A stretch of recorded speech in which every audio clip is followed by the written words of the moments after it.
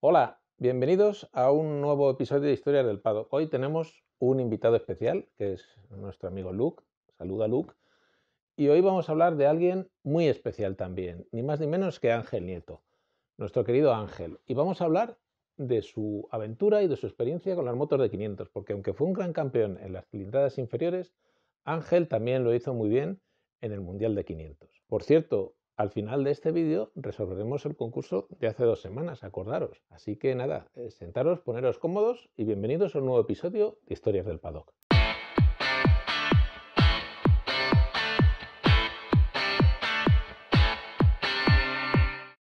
Bueno, como todo el mundo sabe, ¿verdad? Ángel Nieto, 12 más una veces campeón del mundo, fue el gran especialista en las cilindradas inferiores, en 50 y en 125, con sus 6 títulos en 50 y sus 7 títulos en 125. Ángel es el dominador de las categorías pequeñas del Mundial de Motociclismo.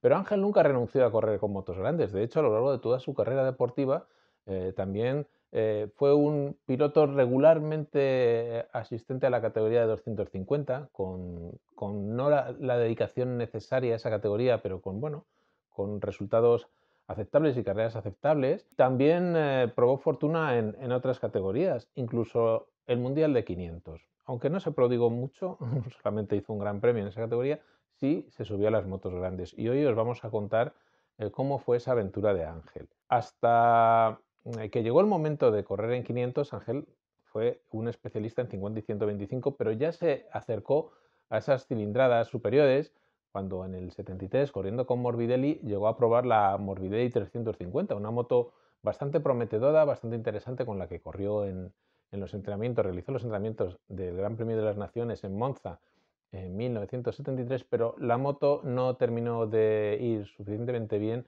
y no llegó a salir en carrera. Su aventura en 250 fue variada, desde empezar con Derby, con una moto muy competitiva, muy prometedora.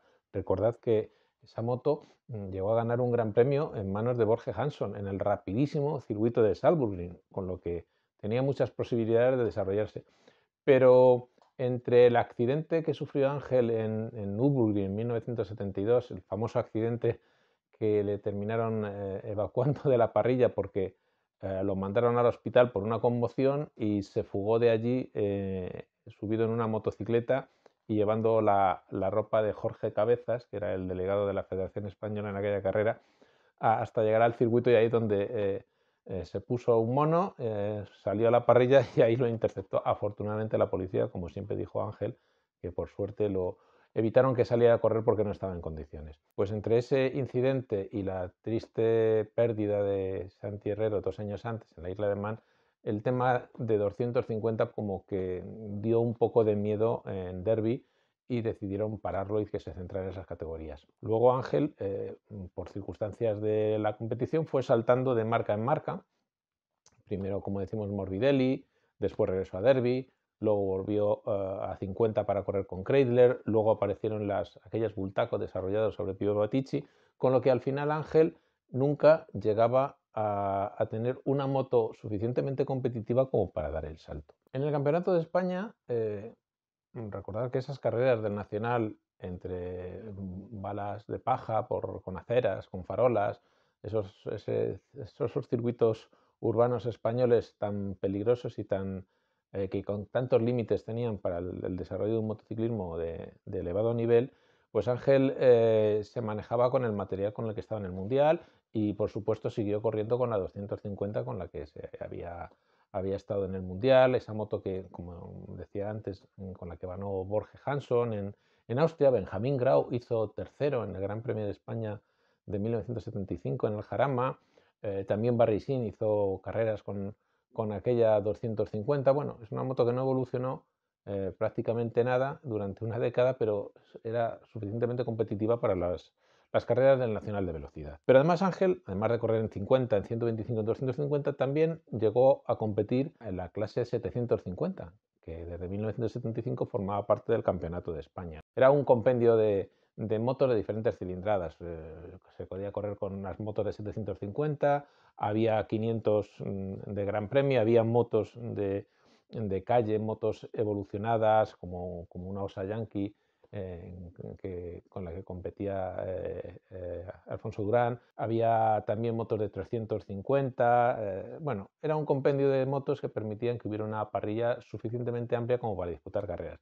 Y Ángel consiguió una Yamaha TZ750. Incluso llegó a ganar una carrera en el Jarama con ella, en el Campeonato de España. Pero aquella moto no le trae buenos recuerdos porque precisamente el 13 de noviembre de 1977, un día 13, un aliciente más para que Ángel no le gustara ese número, tuvo un tremendo accidente en una carrera no puntual, en una carrera abierta que se disputaba en Benidorm, donde hubo un trágico desenlace porque hubo muchísimos heridos, un herido grave, y Ángel tuvo una fractura importante. Aquello le asustó y vio que las 7,5 y las motos de gran cilindrada en los circuitos españoles de la época no eran las motos más apropiadas para esos terrenos. Pero no renegó de las motos grandes y siguió buscando su oportunidad para conseguir algún resultado interesante. Llegó un momento en que, según avanzaba su carrera deportiva y seguía acumulando títulos y más títulos en 50, en 125, y ya centrado exclusivamente en 125 desde 1978, solo regresó a la categoría de 50 en una carrera en aquella temporada como apoyo a Ricardo Tormo para terminar de rematar el título de 50 de Ricardo, el primer título que consiguió Ricardo. Bueno, pues con Ángel centrado en 125 y algunas carreras circunstanciales en 250, ya sea con algunas Yamaha y sobre todo en el 81 con la Sirocco, con la que tenía grandes posibilidades, pero bueno, como estuvo muy centrado en 125, pues al final la Sirocco no le prestaba la suficiente atención como para poder sacar buenos resultados, aunque era una moto con potencial. Pero ¿qué pasó ese año? En 1981, recordaros que se produce el histórico doblete de Ricardo Tormo en 50 y Ángel Nieto en 125. Y entonces, aquel año también, acordaros que fue el del Soriano, déjate de inventos y devuélvenos los 500. Esa pancarta en el Super 7 del Jarama, en protesta contra la Federación Española, contra el presidente Luis Soriano, porque en 1981 el Gran Premio de España no tuvo categoría de 500, solo hubo 150, 125, 250 y sidecars. Entonces, el público se había quedado con muchas ganas de ver a las grandes estrellas del Mundial. ¿Y qué sucedió? Pues que a los activos hombres del RACE, entre los que se encontraba un recién llegado que era Carmelo Ezpeleta, surgió la posibilidad de organizar un evento homenaje a los campeones, a Ricardo Tormo y Ángel Nieto, y que ambos pudieran competir en 500 con las grandes estrellas de la época. Las circunstancias hicieron que Ricardo, que en ese momento era oficial de San Benero en 125, pues intentara tantear a la marca italiana para correr con la 500 que estaban desarrollando, pero desgraciadamente la moto no estuvo lista y Ricardo pues no pudo correr en la carrera de 500, pero lo que hizo fue con su 50 hacer una carrera en solitario, una carrera contra el crono para batir el récord de vuelta de la categoría y lo consiguió. Pero el que sí consiguió una moto para correr ese trofeo internacional de 500 es el Banco Atlántico 500, hizo una celebérrima carrera de 500 internacional, fue Ángel Nieto. En esta ocasión, Ángel tuvo a su disposición una de las motos de Marco Lucchinelli, su amigo Marco Lucchinelli, uno de sus grandes colegas del paddock, que recién proclamado campeón del mundo de 500, convenció al equipo de Roberto Galina para que pudieran prestar una de sus motos a Ángel. Las circunstancias que hay alrededor de esa carrera son complejas, porque resulta que la carrera a Lucchinelli no terminó compitiendo porque estaba en plena negociación con Honda para para fichar por el equipo japonés en su regreso al Mundial de 500. Y entonces, por una serie de desavenencias con Suzuki, Lucchinelli quedó excluido de la carrera y no le cedieron la moto. Entonces, Ángel, que inicialmente iba a correr con una moto anterior a la empleada por Lucchinelli, pudo disfrutar de la 500 oficial de 1981. Y en aquella carrera Ángel se destapó. La inscripción de la Banco Atlántico 500 era de lujo, salvo, podemos decir que estaba prácticamente toda la parrilla de 500 de aquella temporada, salvo Lucchinelli por sus desavenencias con Suzuki, Kenny Roberts y Randy Mamola y Graeme Crosby. El resto prácticamente estaban todos. Estaba Barry Sin, estaba Frank Guccini, estaba Cristian Sarron, Graziano Rossi, Boy Van Dulven, Jack Middelburg, Marc Fontan, estaban todos los importantes en el Mundial de 500. Y en esa carrera Ángel dio una lección espectacular de pilotaje, porque en los entrenamientos, bueno, hizo un buen resultado, estaba quinto, sexto, y los entrenamientos fueron un poco condescendientes, ¿no? La gente tampoco apretaba mucho, era una carrera internacional, pues nadie quería hacerse daño en una temporada ya terminada. Bueno, era una buena oportunidad de conseguir unos ingresos extras. Pero en carrera, en la primera manga, Ángel hizo una buena carrera, Sin ganó de calle porque se encontraba en buen estado de forma, la Yamaha funcionaba bastante bien y no tuvo problemas para imponerse. Y Ángel hizo un quinto puesto, que era un quinto puesto, era un buen resultado para Ángel sin experiencia en aquellas motos de gran cilindrada y tan potentes, ¿no? Pero en la segunda manga, Ángel se enganchó a Barry Sin y estuvo con él hasta el final y terminaron haciendo una carrera espectacular y Ángel terminó en el podio, hizo segundo en la clasificación general de la carrera. Un resultado increíble que ni siquiera los propios pilotos de la categoría se esperaban. No se lo esperaba nadie, yo creo que ni el propio Ángel se lo esperaba, porque se sintió tan a gusto y tan arropado en esa carrera que dio el máximo y nos demostró que de haber tenido opciones, de haber tenido condiciones en nuestro país para que los fabricantes japoneses estuvieran implantados y pudieran ser nuestros pilotos con tener opciones a ganar a llegar a pilotar una moto oficial de fábrica, Ángel podría haber sido merecidamente un piloto de la máxima categoría. Después de aquella memorable carrera, bueno, la temporada de Ángel Nieto se redondeó pues, con el título nacional de 250, con la Sirocco, y todo pues se presentaba espléndido, pero había sucedido una cosa durante el mes de septiembre. El comendatore Vittorio Minarelli había fallecido. Vittorio Minarelli era un hombre ya mayor, un hombre que había trabajado muchísimo en el desarrollo de las motos de 50, había diseñado el mismo motor, y los motores Minarelli de 50 fueron bastante célebres. El caso es que la muerte de Vittorio Minarelli provocó cierto desinterés por parte de su hijo, el heredero de la industria, porque vio que no estaban las cosas claras. Ángel no había cerrado el acuerdo de cara al año que viene. Loris Reggiani, que era la otra gran promesa del motociclismo italiano, subcampeón ese año en 125, había fichado por 500, por el equipo Galina para correr en 500. Vio que las cosas no estaban como muy claras, no había mucho interés y decidió poner fin a la presencia oficial de Minarelli en las carreras y mandó sus motos al museo.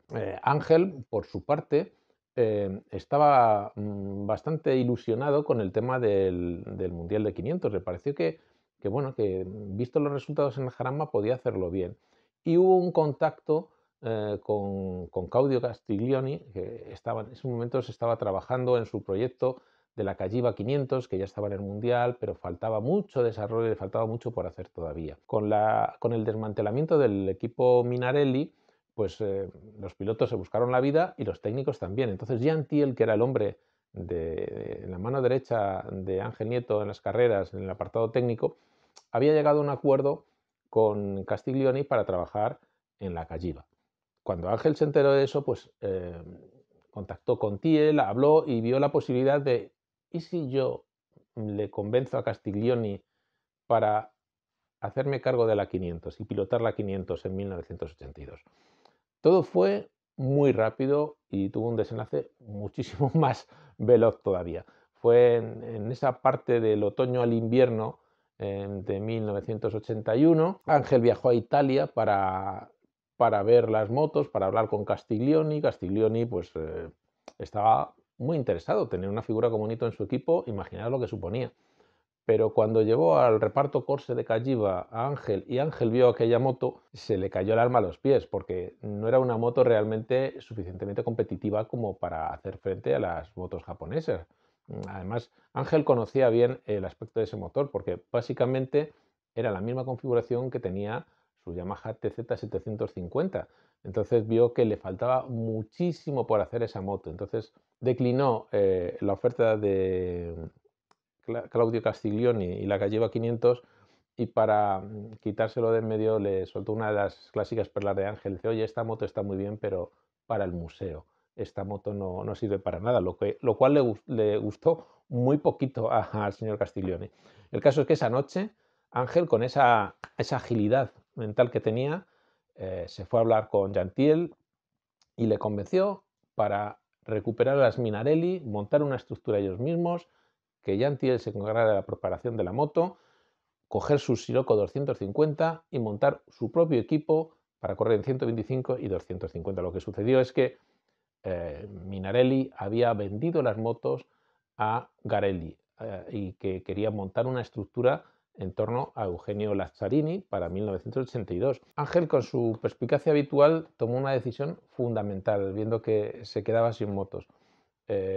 Cogió a Jean Thiel, se lo llevó a Bolonia para hablar con Daniela Gratti, que era el responsable de Garelli, y le convenció para que le incluyera en el equipo, ese equipo que se iba a montar en torno a Eugenio Lazzarini, pero que se ampliara para incluirle a él. Y así Ángel pasó de Minarelli a Garelli en cuestión de pocos días. Un futuro que no tenía muy claro se resolvió y definió lo que iba a ser su carrera deportiva en las próximas 4 o 3 temporadas. Bueno, Ángel estaba centrado en su carrera en 125 con Garelli, siguió corriendo muy ocasionalmente ya con la Sirocco 250, pero no se olvidó de las 500. Aquel buen sabor de boca que le dejó la Banco Atlántico 500 solo unos meses antes, pues seguía haciéndole run run en esa cabeza maravillosa que tenía él, y se dieron las circunstancias para que en el Gran Premio de España de 1982 Ángel Nieto pudiera subirse a una 500, pero no a una 500 cualquiera, nada más y nada menos que a una Honda 500 oficial. Ese año Honda regresaba al Mundial. Desde 1967 no competía en los grandes premios Honda. Llevaba 15 temporadas fuera de los grandes premios. Y van a ser sus pilotos Marco Lucchinelli, el prometedor Freddy Spencer y Takazumi Katayama, que había sido el gran piloto de pruebas de la frustrante Honda NR500 que no consiguió los resultados esperados por la marca. Bueno, el caso es que por circunstancias se dio la posibilidad de que Ángel pudiera acceder a esa moto. Y el RACE y Carmelo Ezpeleta a su cabeza hizo unas gestiones directamente con Soichiro Honda vía Telex, un sistema de comunicación que los más jóvenes no habréis visto nunca, pero que era una cosa bastante peculiar. Además se trabajaba con la diferencia horaria entre Madrid y Japón. Entonces estuvieron negociando con Honda para que hubiera la posibilidad de ceder una de las motos de Lucchinelli a Ángel para hacer el Gran Premio de España. Honda no les pareció mal la idea. Recordar que todavía no había aterrizado Honda en España como marca oficial, y decidieron que, bueno, que una vez que estuviera el equipo en España tomarían una decisión. Con lo que 5 días antes de la carrera, el miércoles del Gran Premio de España, con las inscripciones ya hechas y todas las listas de inscritas publicadas, se confirmó que Ángel tendría esa Honda 500. ¿Y qué pasó? Que Ángel no estaba inscrito en 500, Ángel pues estaba inscrito en 250. En aquellos años el sistema de organización y de planificación de las carreras y los grandes premios pues era diferente a lo que conocemos ahora, ¿no? Había lo que se llamaban las Grand Indies, donde aparecían toda la lista de los pilotos que iban a correr toda la temporada, y luego a eso se iban añadiendo los que, al conseguir puntos en diferentes carreras, se aseguraban la participación, porque en el momento que puntuabas una vez ya podías correr todo el año. El caso es que entre esa lista de inscritos había una serie de pilotos españoles que, como sucedía en otros países, los pilotos locales, lo que hoy llamamos wildcard, hoy se conoce como wildcard, pues los pilotos locales también hacían su participación en la carrera de su casa y luego no volvían a hacer el mundial en todo el año. Se dio la circunstancia que Andrés Pérez Rubio, que era uno de los habituales de la categoría de 500 en el Campeonato de España, estaba inscrito en 500. Y lo que hizo la organización, de acuerdo con Andrés y con Ángel, fue permutar las plazas, con lo que Ángel le pasó a Pérez Rubio la plaza que tenía en 250, porque Andrés Pérez Rubio también tenía una 2,5 con la que corría habitualmente el Campeonato de España, corredor de la PEFO, que era una moto que realizó con Foale, con el técnico de chasis. Bueno, a lo que íbamos, es que me enrollo por otros temas. El caso es que la inscripción de Andrés Pérez Rubio se la pasaron a Ángel Nieto y así pudo salir en el Gran Premio de España. Y la impresión fue excepcional, porque sin un solo kilómetro encima, Ángel, mientras trabajaba en la puesta a punto y en el desarrollo de la Garelli para la carrera de 125, que era la que a él le interesaba, claro, él siguió desarrollando la 500, probando la 500, en tandas cortas, en las sesiones cortas en las que pudo participar, y finalmente pues salió a carrera en medio del pelotón. El resultado fue bastante interesante porque, fiel a su carácter, Ángel hizo una mala arrancada, y como arrancó tan mal, pues lógicamente tuvo que hacer una de sus remontadas de libro, y en ello andaba, iba recuperando terreno en ese primer tercio de carrera. Ya estaba colocada entre los 10 primeros de la carrera cuando tuvo una tremenda caída en la ciega, uno de los puntos que desaparecieron del trazado del Jarama una vez que se hizo la modificación del circuito años después. Ahí tuvo una caída importante, no se rompió nada,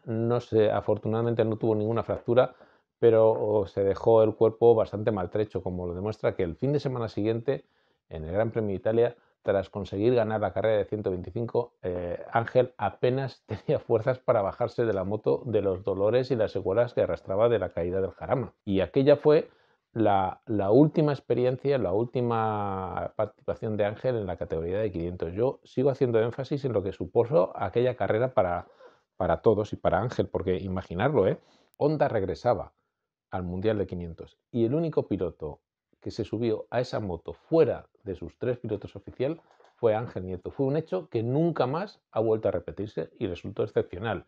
Como excepcional siempre fue nuestro querido Ángel y su trayectoria en el Mundial de 500. Bueno, pues hasta aquí el episodio de hoy. Y ya vamos a resolver el concurso de hace 2 semanas que hablábamos sobre la pretemporada, y que sorteamos este libro entre los que acertaran la pregunta que hicimos: ¿qué pilotos españoles, o decirnos un piloto español que había conseguido ganar en alguna ocasión la mototemporada romañola? Y el ganador ha sido Jacinto García, que acertó y dio la respuesta correcta a nuestra pregunta. Así que, Jacinto, enhorabuena. Intentaremos contactar contigo, pero de todos modos escríbenos al correo que aparece aquí abajo. Y enhorabuena y gracias por participar. Pero además, bueno, vamos a hacer hoy otro concurso. Hoy sorteamos este libro, La última frontera, la historia de los pilotos españoles en el Mundial de 500, un libro que escribí con mi amigo Venancio Nieto. Creo que es una buena ocasión para tratar el tema en este sorteo. Entonces, la pregunta es muy sencilla. Tenéis que decirnos con qué marca, una de las marcas con las que Ángel Nieto nunca llegó a ganar un gran premio. Es sencillo y es fácil. Bueno, y hasta aquí el episodio de hoy. Eso es lo que os tenemos que contaros. Suscribiros si os gustan estas historias del paddock, y os agradeceríamos que compartierais también nuestro canal con más gente que creáis que les interese, les gusta el mundo de la moto y la historia de la moto. Así que muchas gracias por seguirnos y hasta el próximo episodio. Adiós.